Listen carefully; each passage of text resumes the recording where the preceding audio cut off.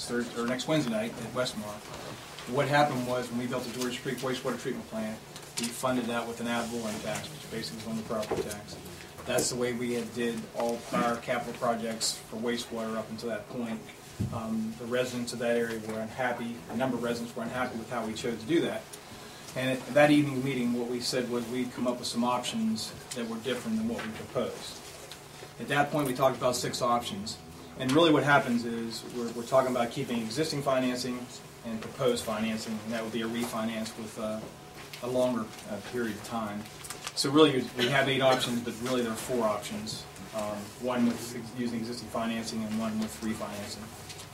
And what our plan would be to, again, we'd like to, Jason's going to go over the options and discuss them. We'd like permission to have this, present these options in a public meeting. What we would propose was, again, it would be next Wednesday night at Westmar Middle School at 7 o'clock. Our utilities division has took it to all the post offices in the George Creek area, fire halls down there, and Love's Grocery, Love's Grocery, a couple places down there, so the people are well aware. We did this last time, and I think most of the people in the community are well aware of the project. What we would request was that if you couldn't show up that evening, that we would leave a comment period of open for 30 days from the public. In case they couldn't attend that night, they could either email us, write us a letter, call in and give their comments, and then at that point we would try to make a recommendation. And that's just as a caveat with that, we're always subject to weather around here. We'd really like to leave it open, but if the weather is bad enough and it cuts down on the attendance, we have another public forum to make sure that we get total input on this. Okay. And we had, I think you were present at that meeting. It was well attended. People were very interested in this. And Jason, the staff has come up with these options. Jason and I have been working on these. Some discussion we gave everybody. So basically, these are the options we feel. And obviously, we listened to if somebody else had a 5th option or a 6th option, or if the commissioners after they looked at it would say, "We'd like you to look at this another scenario." Our track staff, finance, would be happy to do that. So. Again, I'm going to keep this kind of brief in the interest of time, but there's 9 pages in front of you. First page is a summary, and what we've done is look at 8 options, 4 of which using our current loan that we have with MDE, 1.1%, 20-year loan. The second the fourth set would be a 40-year USDA loan at 2.34%. So, and I would, on the USDA loan, they have tentatively said that that's an option that they consider viable, but that is not approved yet, so it would be subject to get approval if we decide to go that direction. And that would also be a refinancing of another loan that we currently have for George's Creek. But for this purpose, we just looked at this one in front of you. We did look at various options, splitting up between ad valorem and a surcharge on a sewer bill, so we'll walk through them. It is worth pointing out there's no magic fix here. There's still a lot of debt to be repaid. This is just some different ways to look at it. Looking at option 1, this is what we have in place right now. One thing we think we're going to see, it looks like, based upon where the assessments may be, we may be able to reduce the rate, the ad valorem rate, doing nothing. We think we're going to be able to bring it down about 8 cents. It is at the 20-year loan. Some of the cons of this scenario, it obviously places a big burden on people with the higher assessments. The higher you get, the more you pay. Also, under this method, not-for-profits and the Board of Ed, they pay absolutely nothing towards debt service. And also, vacant lots are paying for the system without being connected at this point.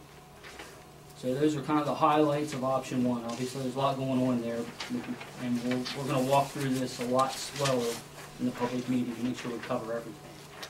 And including those options, you'll see the front footage. We're going to recommend the front footage page for the existing debt on the treatment plant that was there before we did the upgrade. And we proposed that when that debt comes off in 2 years, that we would take off the front footage fee, and that is an average of $28 per resident. Moving to option 2, what we looked at was, let's take 25% of this debt service, take it out of ad valorem, and put it under a surcharge. So we essentially did the math and provided a handful of assessments to give an idea of where that would put each level of assessment.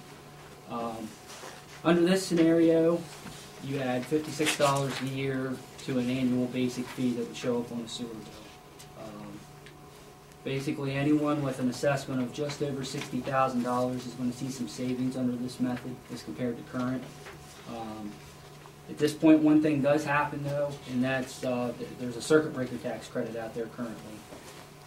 Seniors and lower income folk can save money by getting a credit on their taxes, which is where ad valorem goes. Once we start shifting to a surcharge, they lose that ability to get the credit. So we're going to start losing at this point. Moving to option 3. Same setup. We'll be able to reduce ad valorem to 21 cents by splitting this debt 50-50. So 50% surcharge, 50% stays ad valorem. Roughly the same result. Once you get a little bit over $60,000, you see some savings from the current plan. One other piece to this is under this method, the Board of Ed and not-for-profits would start to pay some towards this debt. So there'd be some small piece for them to pay. And I'll kind of move quickly on to the 4th option under the current loan. This would be to move all of the ad valorem except for we have 2 I&I loans which are spread across the county. Every county water and sewer customer, every county sewer customer pays for it. We leave that on ad valorem, that would amount to 2 cents. Then we take everything else and put it onto a surcharge. It would add $225 a year to the water and sewer bill for everyone across the board. And once again, it kind of works out that anyone over $60,000 on an assessment would save money under this method. And once you get to this point, vacant lots, they're not paying for the debt. They wouldn't pay until they were to connect.